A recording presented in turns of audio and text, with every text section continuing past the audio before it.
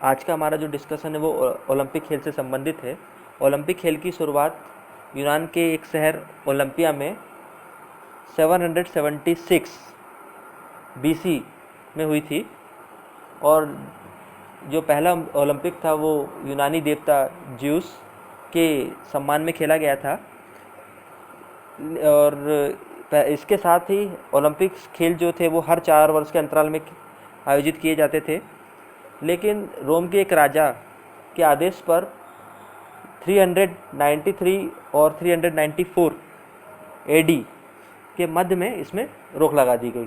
तो इस प्रकार ये जो ओलंपिक थे उसे प्राचीन ओलंपिक के नाम से जाना जाता है। और अब हमारे जो आधुनिक ओलंपिक खेल है उनकी शुरुआत 1896 में यूनान के एथेंस शहर से हुई थी। यानी कि हमारा जो पहला आधुनिक ओलंपिक है वो यूनान के एथेंस शहर में खेला गया था।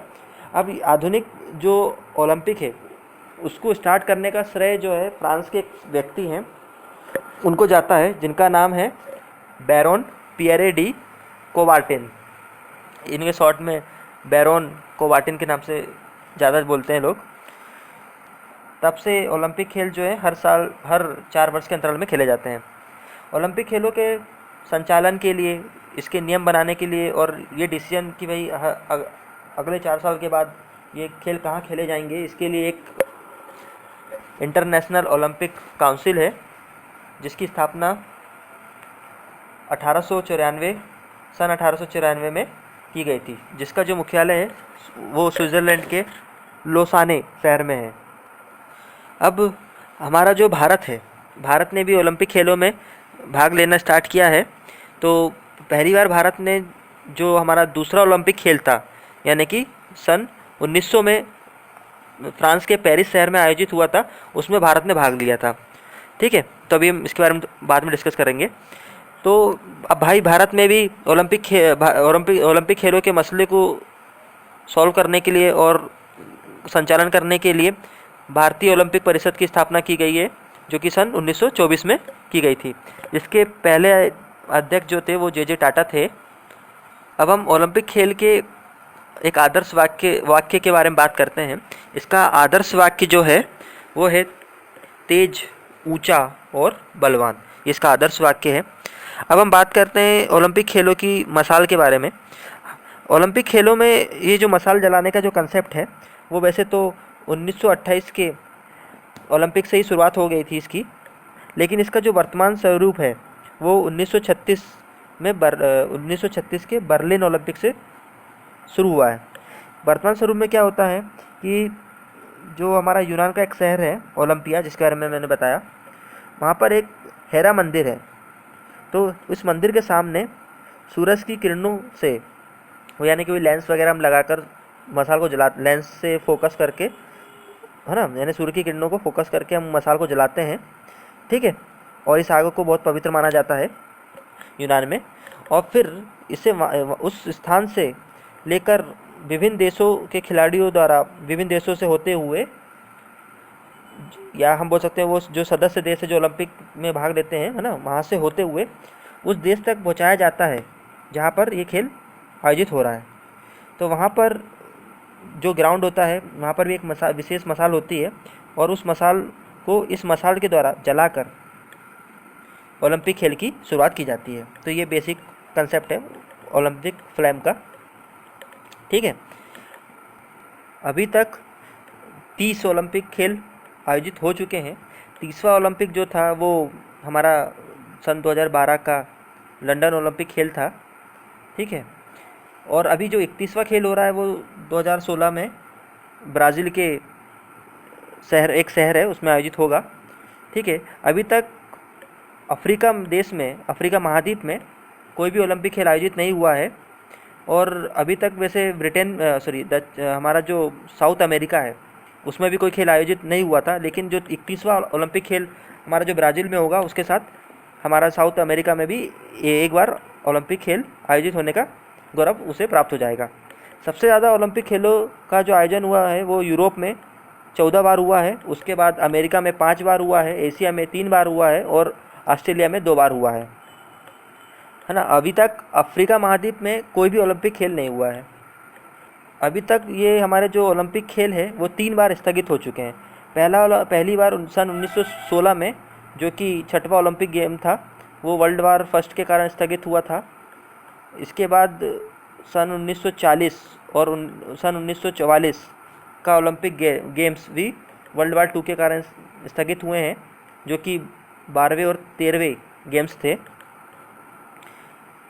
तो फिर मैंने अभी बताया कि अफ्रीका महाद्वीप में अभी तक कोई ओलंपिक आयोजित नहीं हुआ है।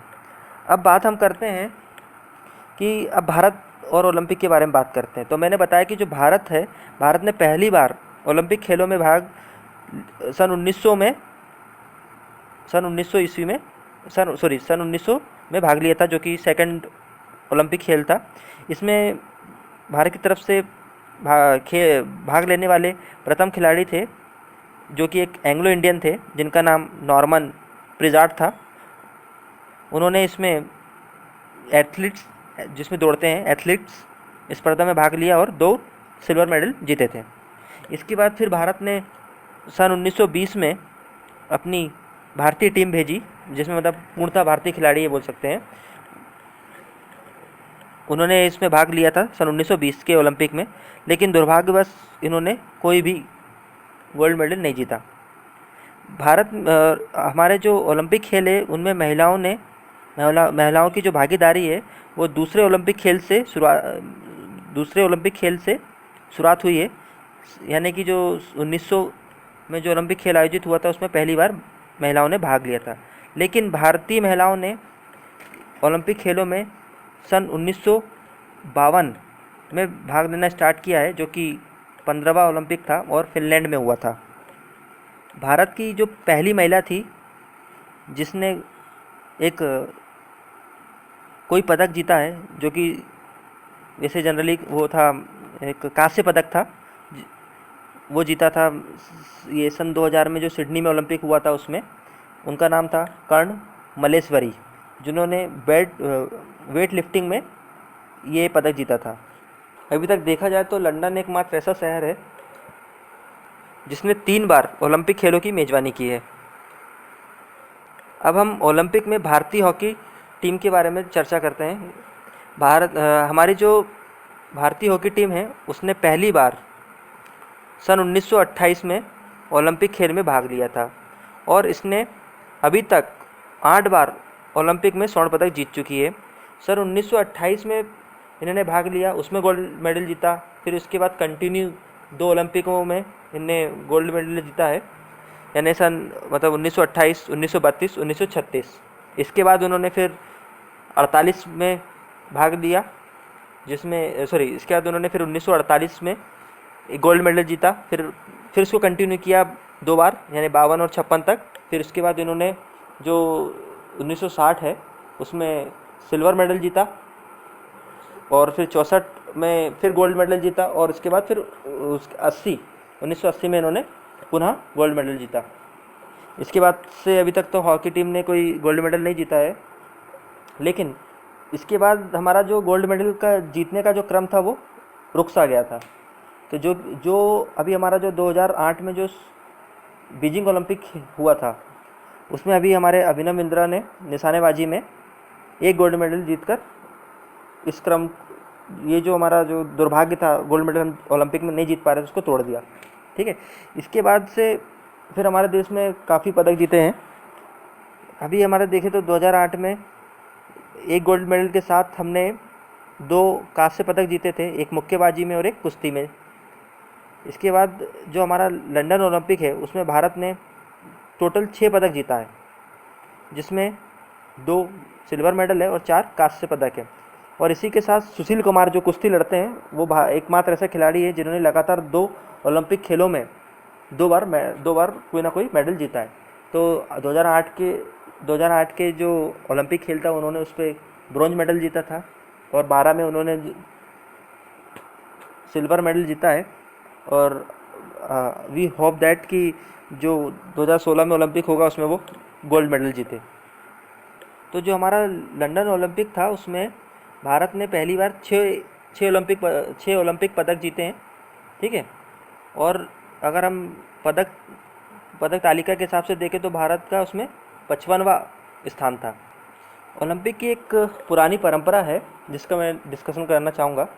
जब ओलंपिक खेल का समापन होता है तो यूनान की जो टीम होती है वो हमेशा आगे चलती है, और जो मेज़बान टीम होती है वो जो मेज़बान देश की जो टीम होती है वो सबसे लास्ट में चलती है। ठीक है, ये ऐसा इसलिए है क्योंकि इसकी जो शुरुआत है वो यूनान में हुई हुई है, तो यूनान को सम्मान देने के लिए जनरली ऐसा किया जाता है। अब हम बात करते हैं माइकल फेल्प्स के बारे में, जिन्होंने एक ही ओलंपिक में सर्वाधिक 8 गोल्ड मेडल जीता, इसलिए इन्हें गोल्डन शार्क के नाम से जाना जाता है। ठीक है, लेकिन इन्होंने 2012 के लंदन ओलंपिक में खेलों से संन्यास ले लिया था, और ये एकमात्र ऐसे पहले खिलाड़ी हैं जिन्होंने किसी एक ओलंपिक में सर्वाधिक गोल्ड मेडल जीता है। अब हम बात करते हैं कि हमने कई बार देखा है कि जो जितने भी ओलंपिक खेल होते हैं उनका कोई ना कोई एक मैस्कोट होता है। मैस्कोट यानी कि शुभंकर, इसको हिंदी में बोलते हैं, जिसे ओलंपिक के एक प्रतीक के रूप में शो किया जाता है। इसकी जो शुरुआत है वो 1968 के मैक्सिको के ओलंपिक से हुई थी। तो आज के लिए ये छोटा डिस्कशन हम यही समाप्त करते हैं। I hope that it will be helpful to you. Thank you very much.